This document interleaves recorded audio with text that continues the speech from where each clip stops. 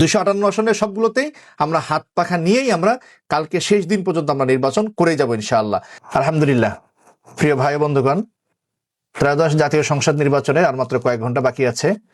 এমন সময় আপনাদের সামনে উপস্থিত হয়েছি কয়েকটি জরুরি বিষয় বলার জন্য। তার মধ্যে একটি বিষয় হলো, আমরা আগে পরে নির্বাচনগুলো তো দেখেছি, এই নির্বাচনে আরো বেশি করে দেখছি যে নির্বাচনের সময় যতই ঘনিয়ে আসছে ততই অপপ্রচারের মাত্রা বাড়ছে। এখন একটা অপপ্রচার আমাদের সম্পর্কে ছড়ানো হচ্ছে যে ইসলামী আন্দোলন বাংলাদেশ নাকি কোন কোন আসনে বসে পড়ছে, কোন কোন আসনে ওদেরকে সমর্থন দিয়েছে ইত্যাদি।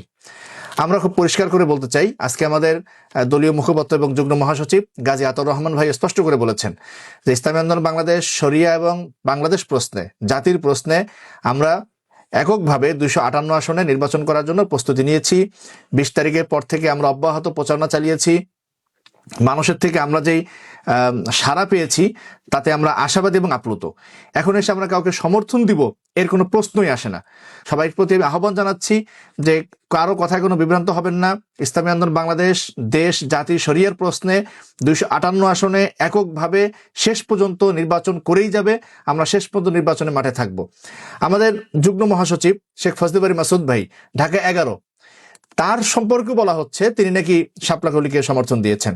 আমি সবাইকে স্পষ্ট করে বলি, এই ধরনের যতগুলো কথা শুনবেন যেই বলুক নিঃসন্দেহে ধরে নেন যে সেটা মিথ্যা কথা এবং সেটা বানোয়াট, একটা প্রতারক। ইসলামী আন্দোলন বাংলাদেশ কাউকে কোথাও কোনো সমর্থন দিচ্ছে না। 258 আসনের সবগুলোতেই আমরা হাত পাখা নিয়েই আমরা কালকে শেষ দিন পর্যন্ত আমরা নির্বাচন করে যাব ইনশাআল্লাহ। আমাদের কোনো প্রার্থী বসে গেছেন এমন কথাও যদি কেউ বলে তাকে নিঃসন্দেহে মিথ্যাবাদী ধরে নেন এবং সে একজন প্রতারক, সে একজন গুজবকারী হিসেবে তাকে চিহ্নিত করুন। আর একটা বিষয় হলো, ইসলামী আন্দোলনের কর্মী সমর্থকদেরকে নানা জায়গায় হয়রানি এবং হামলা করা হচ্ছে। আমরা গতকাল রাতে দেখেছি বরগুনা 1-এ আমাদের এক সমর্থক তিনি হাত পাখায় ভোট দিবেন বলেছেন বলে তার পাটা ভেঙে দেওয়া হয়েছে। এরকম নানা জায়গা থেকে আমরা সংবাদ পাচ্ছি। আমাদের যারা প্রতিদ্বন্দ্বী রাজনৈতিক দল রয়েছেন তাদেরকে আমরা সতর্ক করছি যে একটা উৎসবমুখর নির্বাচন আমরা চাই। এই উৎসবমুখর নির্বাচনের আগ মুহূর্তে হামলা মামলা এগুলো থেকে আপনারা সরে আসেন। ইসলামী আন্দোলন প্রার্থীদেরকে বারবার যদি আমাদেরকে মাইর খেতে হয়, একটা পর্যায়ে যদি আমাদের সহ্য সীমা স্পর্শ করে ফেলে তাহলে পরিস্থিতি কোন দিকে যাবে সেটা কিন্তু আসলে বলা যায় না। সেজন্য আমরা বলবো যে সব থেকে উঠে আসেন।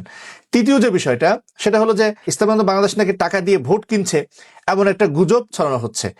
ভাই বলি, জনমানুষের টাকা নিয়ে জনমানুষের রাজনীতি করি, আমাদের কারো ভোট কেনার প্রয়োজন হয় না এবং সে ভোট কেনার মতো চিন্তা নীতি কোনোদের মধ্যে ছিল না। তো এই ধরনের গুজব ছড়াবেন না। আমি মিডিয়ার ভাইদের প্রতি আবেদন রাখবো যে কোনো একটা সংবাদ আসলে সেই সংবাদটা যাচাই করে নেওয়া উচিত। আমরা দেখলাম যে আমাদের মঠবাড়িয়াতে পিরোজপুর 3-এ একটা সংবাদ ছড়ানো হয়েছে এবং সেখানে সেই নিউজটা সময় এবং 71 টিভির ফেসবুক পেজ থেকেও গিয়েছে। এরকম মূলধারার মিডিয়া থেকে যদি কোনো সংবাদ যায় সেটা বিভ্রান্তির বেশি ছড়ায়। আমি আমার সাংবাদিক বন্ধুদেরকে বিনীতভাবে আহ্বান করবো যে কোনো সংবাদ আসলে সেটা আমরা যাচাই করে নেবেন। আর পরিষ্কার করে বলছি, ইসলামী আন্দোলন বাংলাদেশ কোথাও কখনোই টাকা দিয়ে ভোট কিনবে এটা আমাদের নীতি না, এটা আমরা কখনো করিও না। আজকে পর্যন্তই। আগামীকাল দলে দলে জিকিরের সাথে ভোট কেন্দ্রে আসুন এবং জনপ্রত্যাশা বাংলাদেশ গড়তে হাত পাখা প্রতীকে ভোট দিন। আসসালামু আলাইকুম রহমতুল্লাহ।